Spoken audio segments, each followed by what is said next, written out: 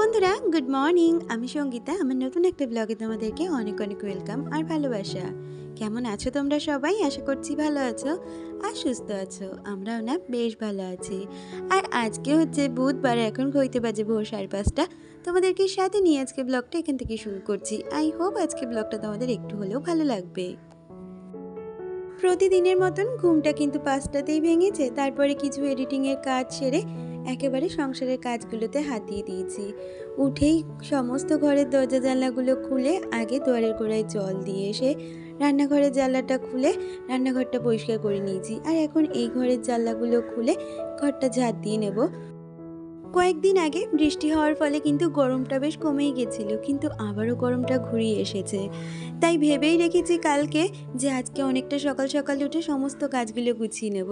কারণ গরমের মধ্যে যত বেলা হয় তত কিন্তু কাজ করতেও আমাদের কষ্ট হয়। আর সকালবেলা উঠে যদি তাড়াতাড়ি করে কাজগুলো সেরে নিতে পারি, সারাটা দিনের জন্য কিন্তু আমরা যেমন ফ্রি হয়ে যাব, তেমনি গরমের হাত থেকেও একটু হলে হয়তো রেহাই পাওয়া যায়। আর এখন গরমের জন্য হাজব্যান্ডও খুব তাড়াতাড়ি করে অফিসে বেরিয়ে যাচ্ছে। তাই ভাবছি সকাল সকালে যদি কাজগুলো সেরে নিতে পারি, অনেকটাই রিলিফ। আর এদিকে আমার স্নানটা হয়ে গেছে, স্নানের সময় জামা কাপড়গুলো কেচে দিয়েছি। আর তারপরে পুজো সেরে চলে এসেছি, সোজা রান্নাঘরে চাটা বসিয়ে দিয়েছি। আর তার সাথে ওই যে বললাম হাজব্যান্ড তাড়াতাড়ি করে অফিসে বেরিয়ে যাবে, তাই কটা ব্রেড সেঁকে দিচ্ছি। ও বললো ব্রেডটা একটু কড়া করে সেঁকে দাও, চা দিয়ে এটাই আজকে খেয়ে নেবো। তাই একটা গ্যাসে ব্রেডগুলো সেঁকে নিচ্ছি আর এদিকে আমাদের চাটাও করে নিয়েছি। আর পরে তোজোর আর আমার টিফিনটা করে নেওয়া যাবে। হাজব্যান্ড এটা দিয়ে তো ব্রেকফাস্টটা করে নিল, আর আমাদের ব্রেকফাস্টের জোগাড় পরে করে নেব। আগে আমি ওকে খাইয়ে অফিসে পাঠিয়ে দিই, তারপরে সংসারের যে টুকটাক কাজগুলো আছে সেগুলো গুছিয়ে নিয়ে রান্নাটাও তাড়াতাড়ি করে সেরে নেব। আমাদের সংসারে যতই কাজ থাকুক না কেন আর যতই তাড়াহুড়ো থাকুক না কেন কাজের, আমরা যদি কাজগুলোকে প্রতিদিন একটা প্ল্যান করে করে নিতে পারি, তাহলে কিন্তু কাজগুলো আমাদের জন্য অনেকটা সুবিধাজনক হয়। আর জানো তো, আমি এমনও করি কখনো কখনো আগের দিন রাত্রিবেলা ঠান্ডা মাথায় বসে চিন্তা করি। আর এমনও হয় আমি কখনো কখনো লিখেও রাখি যে কালকে কোন কাজটা আগে করব আর কোন কাজটার পরে কোন কাজটা করব। তাতে আমারও অনেকটা টাইমও সেভ হবে আর কাজটাও তাড়াতাড়ি করে হয়ে যাবে। আর এই কাজের প্ল্যানিংটা কিন্তু আমি আগের দিন রাত্রিবেলায় করে রাখি। তাতে করে কি বলতো, সকালবেলা উঠে প্ল্যান মাফিক কাজগুলো করে নেওয়া যায়। আর যদি সকালবেলা উঠেই আমি ভাবতে লাগি যে কোন কাজটা কখন করব, তাহলে কিন্তু অনেকটা সময় ভাবতেই চলে যায় আর কাজেরও কিন্তু সেইভাবে দিশা পাওয়া যায় না। আর এদিকে তোজোর আর আমার জন্য দুটো স্যান্ডউইচ বানিয়ে নিয়েছি। প্রথমে ব্রেডের ওপর একটু শেজওয়ান চাটনি দিয়েছি আর তারপরে কিছুটা ডিম গ্রেট করে দিয়েছি। আর ডিমের ওপর দিয়ে কিছু কিউকাম্বার আর কিউকাম্বারের ওপরে আবারও ডিম দিয়েছি। এখানে চিজ দিলে ভালো লাগতো, তবে চিজ নিয়ে যেহেতু এইভাবেই কাজ চালিয়েছি, তবে এরকমভাবে স্যান্ডউইচ খেতে কিন্তু বেশ ভালো লাগে। আর দুজনের একটা একটা স্যান্ডউইচ কিন্তু আমাদের সকালে ব্রেকফাস্ট এনাফ। আর আজকে সকালের খাওয়া দাওয়া সেরে তোজো কিন্তু গেছিল ওর পিপি বাড়িতে, ওর দাদা ওকে নিতে এসেছিল। তাই দুই ভাই মিলে গেছে ওর পিসি বাড়িতে। আর এই সুযোগে এখন আমি রান্নাটা সেরে নেব। এমনিও বাড়ি থাকলে খুব একটা সমস্যা করে না, ও ওর মতন টিভি, ফোন বা ড্রয়িং নিয়েই ব্যস্ত থাকে। মাঝে মধ্যে দেখা যায় কখনো কখনো আমি রান্না করছি, ও ডেকে ডেকে উঠছে। তখন বারবার ঘুরিয়ে আসতে হয়, দেখতে হয় যে কেন বারবার করে ডাকছে। আর ওদিকে তো তোমরা দেখতেই পেলে ডালটা কিন্তু বসিয়ে দিয়েছি। আর আজকে করব একটু পটলের দোরমা। সে কারণে ঘরে যে কটা পটল ছিল সেগুলোকে ভালো করে ছাড়িয়ে নিয়েছি। আর এখন পটলের ভেতর থেকে বীজগুলোকে বার করে নিচ্ছি। তবে আজকে কিন্তু কোনো রকম পনির বা চিংড়ি মাছ দিয়ে পটলের দোরমা করব না। আজকে করব একটু অন্যরকমভাবে, একটু করব মুসুর ডাল দিয়ে। আমাকে কালকের ব্লগে বর্ণালীদি কমেন্ট করেছে, সে লিখেছে তুমি তো বেশ অনেক কিছু রান্না করতে পারো। আসলে বর্ণালীদি এইগুলো কোনো দিনও আগে করিনি, বিয়ের পরেই সব কিছু শেখা। আর আস্তে আস্তে নিজের মন থেকে অনেক কিছু রান্না করতে চেষ্টা করি। মাঝে মধ্যে করি, ভালোও হয়, আবার কখনো খারাপও হয়। তবুও রান্না করতে আমি না ভীষণ ভালোবাসি। আর এইদিকে দেখো আমার কিন্তু ডালটা আর ভাতটা হয়ে গেছে। ওদিকে আমি এখন পটলটা চাপিয়ে দেব। আর একটা গ্যাসে করে নেব আমের চাটনি। তো আমের চাটনিটা না আজকে করব ওই জেলি আমের চাটনি বা প্লাস্টিক চাটনি, যেটাই বলো না কেন সেটা। আর এইদিকে দেখো আমি পটলগুলোকে কিন্তু একটু হালকাভাবে ভেজে নিচ্ছি। আর তারপরে এই গ্যাসেই আমি পুরটা বানিয়ে নেব পটলের। আর এদিকে চাটনিটাও বসিয়ে দেবো। তেলের মধ্যে 5 ফোড়ন দিয়ে গ্রেট করে রাখা আমগুলো দিয়ে দিচ্ছি। আর তারপর সামান্য পরিমাণে নুন দিয়ে একটু ভাজা ভাজা হলে জল দিয়ে সিদ্ধ করে নেব। তারপর পরিমাণ মতন মিষ্টি আর আমি এর মধ্যে কাজু, কিশমিশ আর খেজুরও দিয়েছিলাম।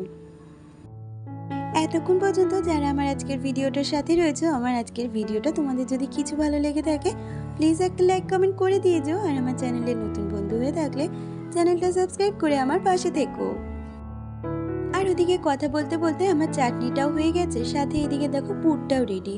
এখন পটলগুলোর মধ্যে পুরটা ভরে তারপর একটা গ্রেভি মতন বানিয়ে নেব। তাহলে চলো কাজ করতে করতে আমার আজকের কয়েকজন সুন্দর সুন্দর বন্ধুদের নাম নেওয়া যাক। Moumita lifestyle, tips blog Tojo, Rituparna Roy, Bengali মায়ের নন বেঙ্গলি বাহু, Savannah vlog, Rituparna, Sutapa Mithi vlogs, Arpita Das, Sujata Ghosh, Barnali Majumdar. তোমাদের সকলকে অনেক ধন্যবাদ আর অনেক ভালোবাসা। তোমরা এইভাবে আমার পাশে থেকো, আমাকে সাপোর্ট করো। আর এদিকে দেখো আমার কিন্তু চাটনিটা একদম হয়ে গেছে। আমের জেলি চাটনি বা প্লাস্টিক চাটনি। এইরকম জেলি চাটনি না আমি ছোটোবেলায় আমার ছোটো পিসির কাছে খেয়েছিলাম, তবে সেটা আম দিয়ে করেনি, সেটা করেছিল পেঁপে দিয়ে। আমাকে দুদিন ধরে সুজাতা দি কমেন্ট করেছে, সে লিখেছে এটা কি তোমার নিজের বাড়ি? হ্যাঁ গো, এটা আমার নিজের বাড়ি। তবে কি বলতো, মেয়েদের তো কোনো নিজস্ব বাড়ি হয় না। এক নয় শ্বশুর বাড়ি আর এক নয় বাপের বাড়ি, তবে এটা আমার শ্বশুর বাড়ি। আর এদিকে দেখো কথা বলতে বলতে আমার কিন্তু রান্নাবান্না কমপ্লিট হয়ে গেছে। এখন সমস্ত কিছু ধোয়ামুছি করে রাখবো। প্রতিদিন রান্নার সময় আমি যেই মশলাপাতিগুলো ব্যবহার করি, আমি কিন্তু রান্নাঘর পরিষ্কার করার সময় সেগুলোকে একটা শুকনো ন্যাকড়া দিয়ে মুছে রাখি। কারণ যখন মশলাপাতিগুলো ব্যবহার করি তখন কিন্তু খুব তাড়াহুড়োর সাথে কখনো দেখা যায় হাতে জল লেগে থাকে, কখনো দেখা যায় হাতে তেল লেগে থাকে। তো সেগুলো যদি তখনই পরিষ্কার না করি তো কন্টেনারগুলো না নোংরা হয়ে যাওয়ার সম্ভাবনা থাকে। সেই জন্য আমি কিন্তু এইরকম কাজটা প্রতিদিনই করে থাকি। তার সাথে রান্নাঘর ক্লিনিং তো আছেই। আমাকে কালকের ব্লগে মৌমিতা লাইফস্টাইল চ্যানেল থেকে মৌমিতা দি কমেন্ট করেছে। সে লিখেছে, খুব ভালো লাগলো দিদিভাই, কাজগুলো খুব সুন্দর করে গুছিয়ে তুমি কাজ করো। আর সবার যে নাম নিচ্ছ এটাও ভীষণ ভালো লাগছে। মৌমিতা দি, তুমি এও জানিয়েছো তোমার চ্যানেলটা একটু ঘুরে আসতে, তোমার নতুন চ্যানেল ডেলি ব্লগ দিচ্ছ কিন্তু ভিউজ হচ্ছে না কেন? তো তোমার চ্যানেলটা আমি দেখেছি। তোমার চ্যানেলের সব থেকে বড় প্রবলেম, তুমি কিন্তু একটা চ্যানেলের মধ্যেই শর্ট ভিডিও দিচ্ছ আর তার মধ্যে ব্লগ ভিডিও দিচ্ছ। তো এটা কিন্তু কখনোই করো না। আমি প্রথম থেকে সবাইকে বলি, একটা চ্যানেলের মধ্যে মিক্স কন্টেন্ট রেখো না। কারণ তুমি যেখানে ডেলি ব্লগ দিচ্ছ সেখানে তোমার রিলস টাইপের ভিডিও বা কোনো কমেডি ভিডিও দিলে কিন্তু চ্যানেলের প্রচুর ক্ষতি হতে পারে। ঘুরে আসার পরে তো সংসারের জন্য এত কিছু করে যাচ্ছি, কিন্তু আমার মুখে যে ট্যান পড়েছে সেটা নিয়ে এখনও কিছু করিনি, তবে আজকে করব। আমি এখানে ইউজ করব নেচার্সে ল্যাক্টো ট্যান ক্লিনার। সংসারকে সময় দিতে গিয়ে নিজের মুখে যে ট্যান পড়েছে সেটা দেখেও কিছু করতে পারছিলাম না সময়ের অভাবে। তাই আজকে ঠিক করে রেখেইছি আজকে এই কাজটা আমি করবই। তাই খাওয়া দাওয়া সেরে সোজা ঘরে এসে আগে এই ফেস প্যাকটা মেখে নিচ্ছি। এটা না আমরা যেরকম ফেস প্যাক মাখি সেই রকমই, তবে এটা হচ্ছে ক্রিমি টেক্সচার। এটা দেখো পুরো মুখে আমি অ্যাপ্লাই করেছি, সাথে গলাতে। আর এটা 5 মিনিট মুখে রেখে দেওয়ার পরে প্লেন জল দিয়ে মুখটা ওয়াশ করে নিতে হবে।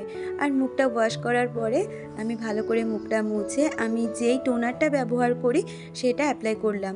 সত্যি বলতে এইটা অ্যাপ্লাই করার পরে আমার মুখে পুরো কিন্তু ইনস্ট্যান্ট গ্লো চলে এসেছিল। আজকে সন্ধ্যের টিফিনে আনা হয়েছিল গন্ধরাজি মোমো। তাহলে বন্ধুরা আজকের ভিডিওটা এই পর্যন্তই রাখছি, দেখা হচ্ছে পরবর্তী ভিডিওতে। ততক্ষণ তোমরা ভালো থেকো, সুস্থ থেকো।